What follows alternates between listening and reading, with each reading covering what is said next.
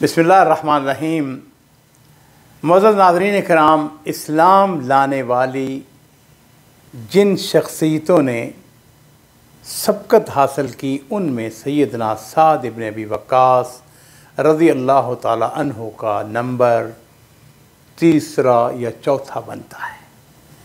उनकी उम्र सिर्फ 17 साल की थी।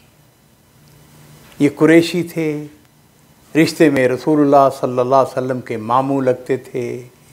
इनका ख़ानदान भी ज़ुहरी था और अल्लाह के रसूल सल्लल्लाहु अलैहि वसल्लम की वालिदा मोहतरमा बनु ज़ुहरा से ताल्लुक़ रखती थी।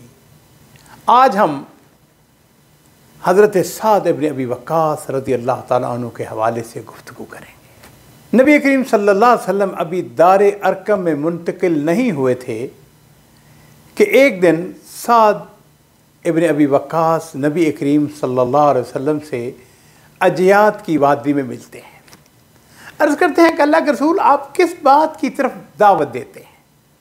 आपने इरशाद फरमाया कि नशहदु अन ला इलाहा इल्लल्लाह व अन्ना मुहम्मदर रसूलुल्लाह। अल्लाह ताला ने उन्हें अक़ीदा तौहीद की समझ अता फरमाई, फ़ौरन इस्लाम कबूल करके मुसलमान हो जाते हैं।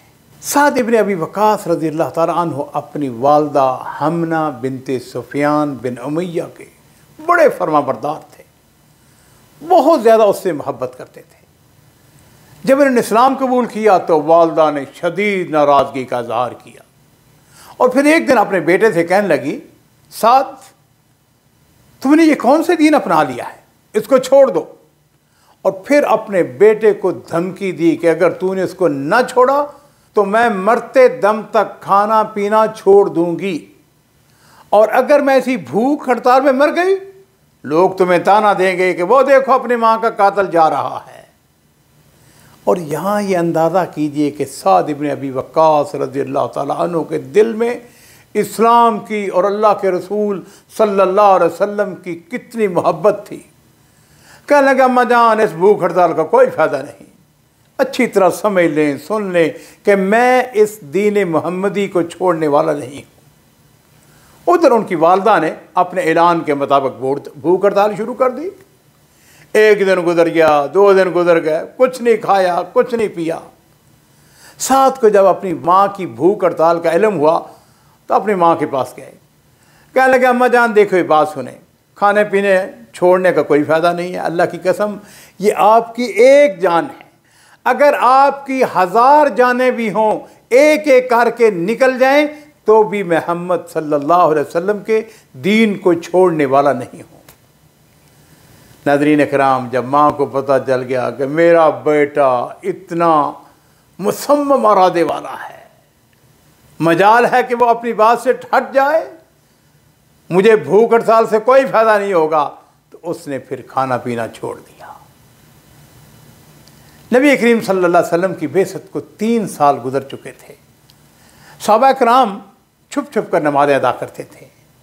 एक दिन साद इब्न अबी वक्कास रज़ी अल्लाह ताला अन्हु दूसरे सहाबा कराम के साथ एक पहाड़ की वादी में नमाज अदा कर रहे थे कि वहाँ कुछ काफिर आ गए। उन्होंने उनका और इस्लाम का मजाक उड़ाना शुरू कर दिया।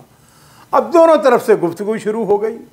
पहले थोड़ी बहुत बात शुरू हुई और फिर वो लड़ाई में तब्दील हो गई। साद इब्न अबी वक्कास रज़ी अल्लाह ताला अन्हु जोशीले थे, इस्लाम के ख़िलाफ़ हर्जा सराई बर्दाश्त न कर सके।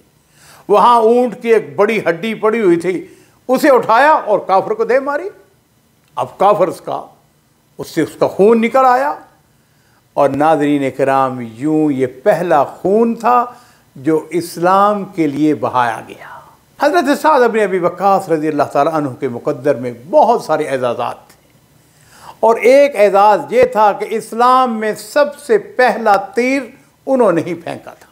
साद इब्न अबी वक्कास रज़ी अल्लाह ताला अन्हु तीर अंदाज़ी में इस कदर महारत हासिल रखते थे कि ग़ज़वा उहद में अल्लाह के रसूल सल्लल्लाहु अलैहि वसल्लम का दिफा करने वालों में पेश थे।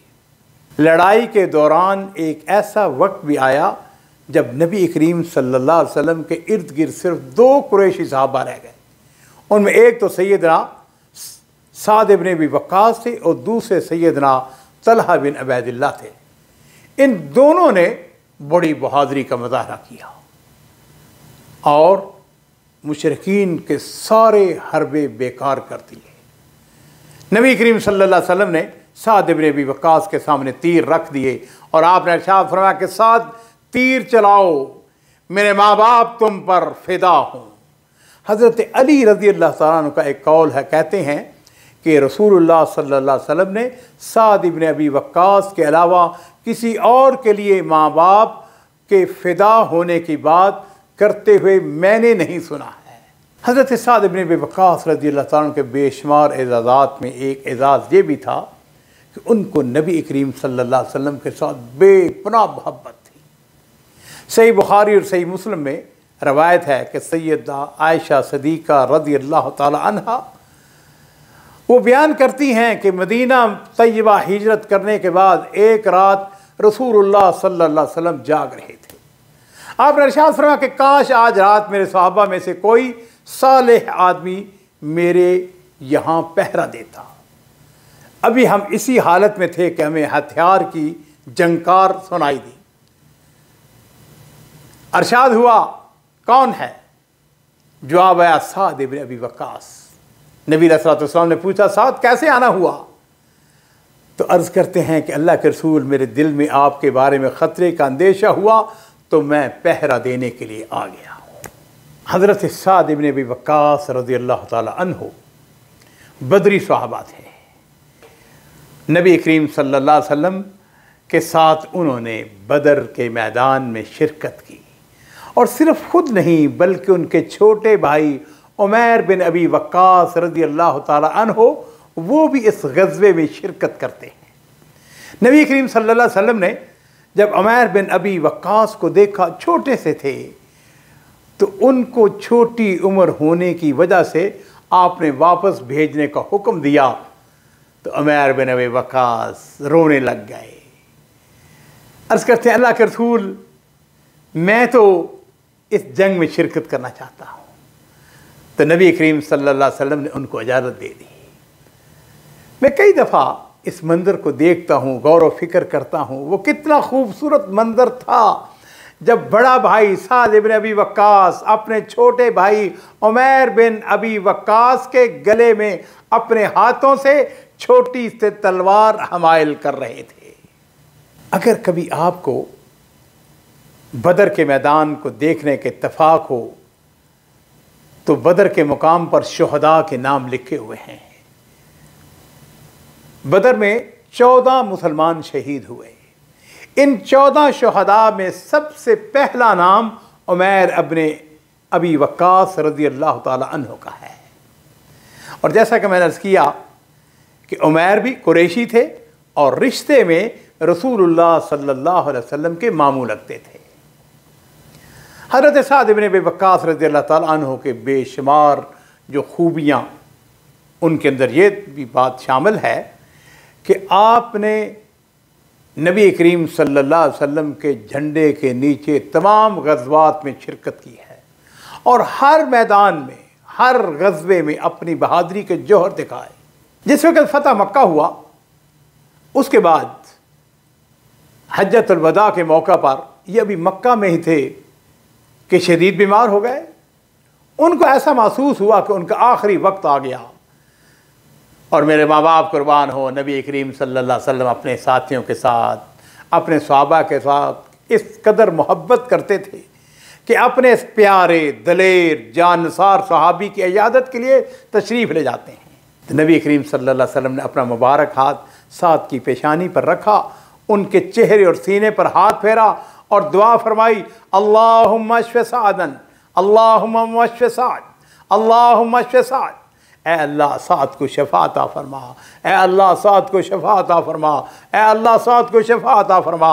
नबी करीम सल्लल्लाहु अलैहि वसल्लम बार बार हज़रत साद के लिए दुआ फरमा रहे हैं और हज़रत साद नबी करीम सल्लल्लाहु अलैहि वसल्लम की तरफ मोहब्बत शुक्रगुजारी के साथ देख रहे हैं कि कायनात के इमाम बनफ्से नफीस मेरी इजाज़त के लिए तशरीफ़ लाए हैं। ज़रा तसव्वुर कीजिए साद को उस वक़्त कितना इत्मीनान और सुकून मिला होगा जब नबी करीम सल्लल्लाहु अलैहि वसल्लम उनकी पेशानी पर अपना मुबारक हाथ रख रहे थे। अर्ज़ करते हैं अल्लाह के रसूल, मेरे पास बहुत सारा माल और दौलत है, मेरी सिर्फ एक ही बेटी है जो इसकी वारिस है, क्या मैं अपने सारे माल को अल्लाह की राह में तकसीम कर दूं? और यहाँ पर नाज़रीन इकराम, नबी करीम सल्लल्लाहु अलैहि वसल्लम की अपनी उम्मत के साथ मोहब्बत को मुलाहज़ा फरमाइए। आपने इरशाद फरमाया अस्सुलस व सुल्सु कसीर। आपने फरमाया कि साथ तीसरा हिस्सा वक्फ कर सकते हो, अगरचे तीसरा हिस्सा भी बहुत ज़्यादा है। तुम अपने वरसा को गनी छोड़ कर जाओ, ये उनको फ़कीर छोड़ कर जाने से बहुत बेहतर है। हज़रत साद रज़ी अल्लाह ताला नबी करीम सल्लल्लाहु अलैहि वसल्लम की खिदमत में एक और अर्ज़ करते हैं। मौका मिला हुआ था ना, अल्लाह के रसूल उनके घर में तशरीफ़ लाए हुए थे।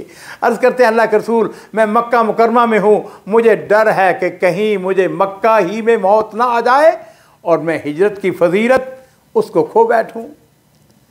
तो नबी करीम सल्लल्लाहु अलैहि वसल्लम ने उनको दुआ दी। आपने उनको खुशखबरी सुनाई कि तुम्हारी ज़ात से बहुत सी कौमों को फ़ायदा और कई कौमों को नुकसान होगा।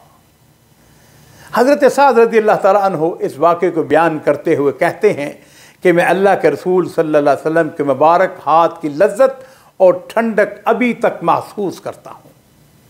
और फिर ऐसा होता है कि हज़रत साद इब्न अबी वक्कास रज़ी अल्लाह ताला अन्हु अल्लाह के फजल व करम से शिफा याब हो जाते हैं और दोबारा मदीना शरीफ आ जाते हैं। मदीना शरीफ आने के बाद उन्होंने हस्बे वादा अपनी माल दौलत का तीसरा हिस्सा अल्लाह की राह में ख़र्च कर दिया। इधर अल्लाह ताला ने उनके ऊपर अपने फजल व करम और रहमत के दरवाज़े खोल दिए। जितना उन्होंने अल्लाह की राह में ख़र्च किया, अल्लाह रब्बुल इज़्ज़त ने उससे कहीं ज़्यादा उनको अता फरमाया।